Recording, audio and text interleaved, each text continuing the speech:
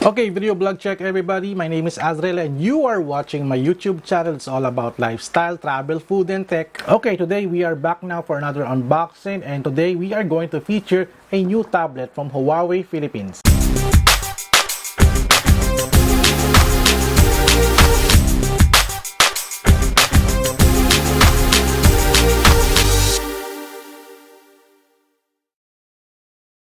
Actually, this is a new tablet from Huawei Philippines. It's a Huawei Matepad T10s.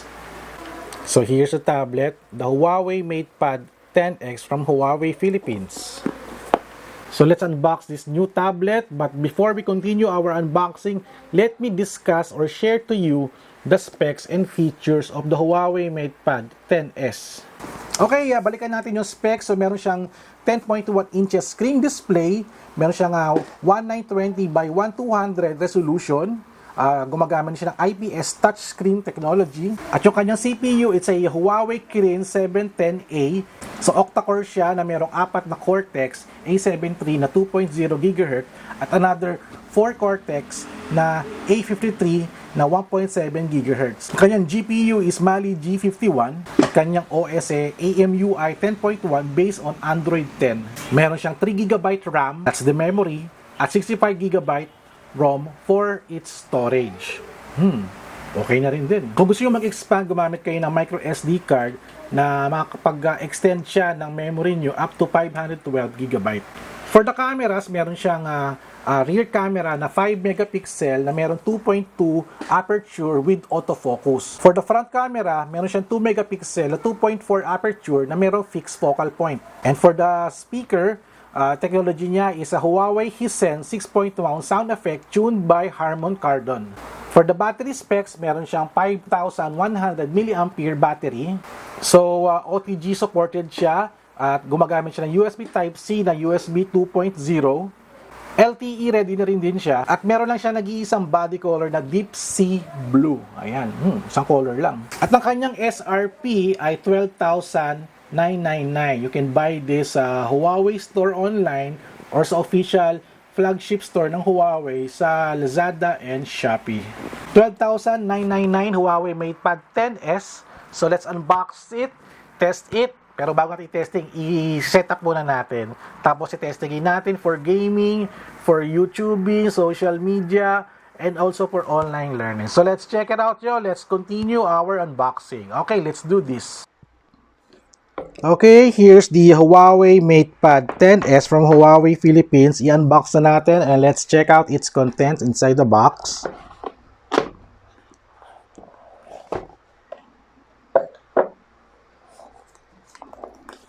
So here's the Matepad 10s unit.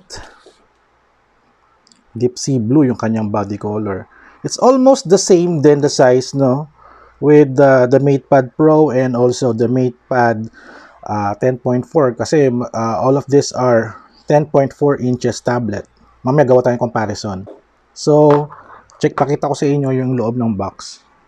So guys, ito yung laman nung box ng Huawei Matepad 10s.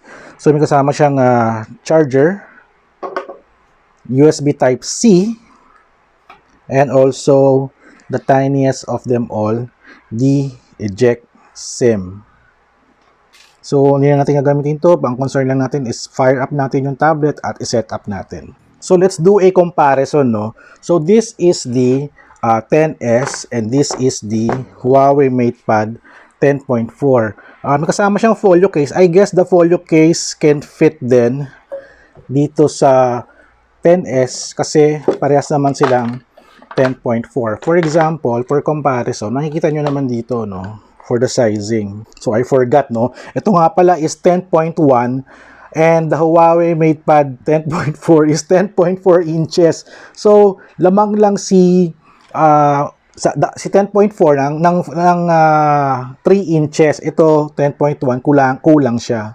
So okay, let's check out the body, the deep sea blue body. Ito yung camera niya. Ayan. That's the camera. And there's the front camera. Sa upper niya, ito yung kanyang power button tsaka yung volume rocker. Yung nakikita nyong bilog na yan, that's the microphone. Ayan. And sa side niya, sa right side, that's the yung one side ng speaker. That's the USB Type-C na saksakan. Meron siyang headphones. Wow, may headphones! 3.5mm jack. Tapos ito yung kanyang SIM tray. Open kaya natin para makita ninyo. So this is a SIM tray for your micro SD card and also SIM. Ayan. Hindi siya dual SIM, sayang. And on the left side, another side for the speaker. Makita nyo ba? Ayan. Sa ilalim, wala. So wala siyang stand. And gawin natin, we will just improvise and create a stand for this para makita nyo yung pag-fire up natin. Okay, let's set this up. And let's install some apps para magamit na natin ngayon. Okay, let me use this stand. Nabili ko sa online to. At i-mount natin dito yan para at least nakatayo yung tablet. Ayan, kita nga lang yung ilaw. So let's fire this up. Sana yung power button niya. Okay, power up. Sana may battery. Ayan na, Huawei all the way. Ayan, nag-load na yung logo ng Huawei. That's the logo of the EMUI. And here we go. Ito na yung ating inaantay. Siyempre, English tayo. Get started. And for the region, let's select, siyempre, our country. Philippines. Click. Then next. Term of use. Checka na lang natin yan. And next. No SIM card. Ito yung maglalagay ng SIM card. And now, let's connect the tablet to a Wi-Fi network. Actually, yung Wi-Fi namin dito sa bahay. Connect natin siya. Okay, connected na siya. Let's click next. Data privacy, next. Oh, kailangan natin mag-login to our Huawei ID. Buti na lang meron akong Huawei ID. Kung wala, you can also register and login via SMS. Maraming way yan para magano. This is serve as your security para pag nawala, wala makaka-access or makakapag-reformat nung tablet na ito. So, okay, natin, i-login muna ako. Okay, nakapag-login na tayo. Let's wait it for na magana siya. So, cloud, no cloud backup. Hindi ko siya gusto kasi this is only a review unit. Hindi naman sa akin to. And click agree. And find my phone. Okay, let's do this.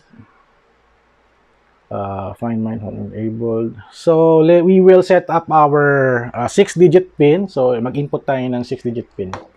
So, nakapag-enter na tayo. Click more. Next. Enable all services. Join. Improve program. Shared analytics. Okay. Huawei location. Okay. Data import. Set up as new device. Okay, let's try the gesture. Ito na naman yung tutorial na inaano nila, no? So, tutorial tayo. Okay. Ano nangyari? Finish na? Parang meron din pala siyang back option eh. So, ito na guys. Nag-fire up na yung Huawei Matepad 10S. At medyo parang malaki lang yung kanyang icons. So, check natin. So, okay naman. Wala nang problema. At the real deal here is that wala siyang Google Mobile Services. It means that wala siyang Google Play.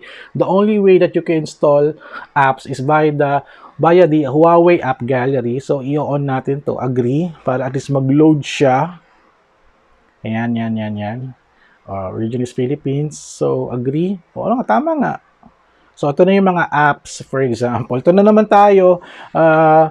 I guess I'll just skip this apps kasi pwede ko naman siyang install manually. So, may bagong version daw ng App Gallery. So, install natin.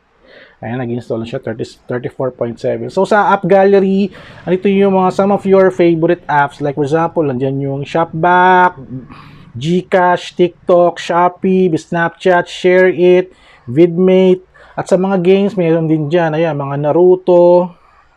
Ayan. Check nyo na lang dyan kung ano yung mga gusto. Pero, kung may mga hinahanap pa kayo mga apps, you can use the petal search ng Huawei. Naka-on na ba yung petal search? Ito ata yung petal search. Ayan, ito na yung petal search. So, makakapag-search siya ng mga apps na mga kinakailangan nyo. So, yeah, for example, local apps. Kaso nga lang, update natin siya. Ngayon talaga, pag meron kayong bagong tablet, everything will be updated to its new version. Kaya maganda yung mga gantong devices, mas madali siyang ma-installan ng apps. So, okay. Habang nag-install siya, let's check out the apps inside the Huawei Matepad 10s. Zoom natin ng konti itong ating camera. So, ito yung mga apps na naka-pre-installed na. And then, there's the Kids Corner. Apps na para sa mga bata. May Agoda. May games. Actually, hindi pa naka-install itong mga games. Yung kailangan ko pang install yung isa-isa. Lifestyle, ganun din. May mga apps na recommended that you can click. For example, I want TikTok. I-click ko na lang yan. Mag-i-install yan. Yan. Oops. Pero one of the ways na makakapag-install kayo is pumunta kayo sa browser nyo, connect kayo sa internet, and install yung APK Pure app. Actually, ito yung mga, nag-update din siya. So, everything is getting the new update, no? So, antayin natin yan. Makakapag-surf ba ako? Oh, yeah, makakapag-surf. Punta ako sa APK Pure app. APK Pure. Yan. Ito ako nag-download ng mga apps directly. Okay. So, ito na. Install natin yung APK Pure para makapag-install ako ng mga games. For example, Call of Duty, PUBG, Fortnite. Ayan. Ito yung ginagamit natin. Nag-download na ba siya? Ito na. Nag-download na siya. Okay. Wait lang. So, downloaded na. Install natin to. Okay. Nag-download na. Ito na, nag-download na. So, ayan. So, habang nag-update siya, antayin na lang natin. So, ito na guys, yung Huawei Matepad 10s, mas maliit lang siya na version ng Matepad. Kasi yung iba is 10.4, this one is 10.1. And, oh, by the way, let's check out the camera. So, for the camera, check natin yung kanyang rear camera. Okay naman yung rear camera niya. Kita niyo yung mga toys ko. Picture natin yung mga toys ko. Wait lang. 1, 2, 3. Check natin. Yeah, mukhang okay naman yung camera niya. Oh. Okay naman. At for the front camera, check natin yung front camera. Okay, 1, 2, 3. So, meron pang mirroring. Okay. So, ayan. Okay naman yung front camera niya. So, napansin ko lang guys, no, wala siyang fingerprint scan, wala siyang facial recognition or face scanner. The only way that you can open, kasi lalak natin to lock natin The only way to open this or unlock is use your PIN code. So, yun lang yung way na ma-unlock nyo lang to. Teka, so ganun siya. So, for the video, no, 1080p yung kanyang recording. For the rear camera, check natin yung video. For the video, aspect ratio, okay na yung 16:19.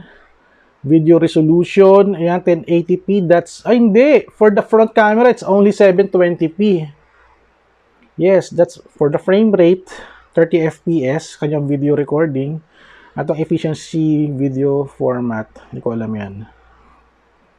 At let's check out the rear camera. Switch natin. Check natin yung video resolution niya. Aspect ratio, gawin natin 16:19. Video resolution hanggang 1080p. Ayan, 1080p siya. Ayan, 1080p. Nakaseta tayo. For the frame rate, 30 FPS. So, hindi ko alam kung ano tong efficient video format, no? Yung kong itry baka. Pero try na rin natin next time. Kasi gawa naman tayo ng video vlog test para matest natin yung camera ng Huawei Matepad 10s. So yun, that's it guys sa ating unboxing. So let's go back now to our main camera for our vlog epilogue. Okay, kunin ko na to. So that's it guys. That's the unboxing of the Huawei Matepad 10s, a brand new Huawei tablet from Huawei Philippines. Mali pala ako, it's Huawei Matepad T 10s. Nako. Basta tandaan nyo na lang yung Huawei Matepad T10s. Kasi nalimutan ko banggitin yung T So that's a very important thing kasi yun yung part ng model ng tablet na ito. So yun, thank you guys for watching. So maraming salamat kay Huawei Philippines for lending me this brand new tablet. Itetest natin to for gaming, for learning, for online learning, online education, and also entertainment sa ating mga ginagawa sa bahay. So yun, thank you guys for watching. So I hope you enjoyed my vlog for today. Kung meron kayong tanong, just post a comment below. At nagagawa natin ng paraan yan. Kung ano ba yung mga tanong nyo, masagot din natin yan. So yun, thank you guys for watching. So don't you forget to subscribe, like, and comment. And I'll see you at the next video, vlog, adventure. Huawei Matepad T10s. Ayan.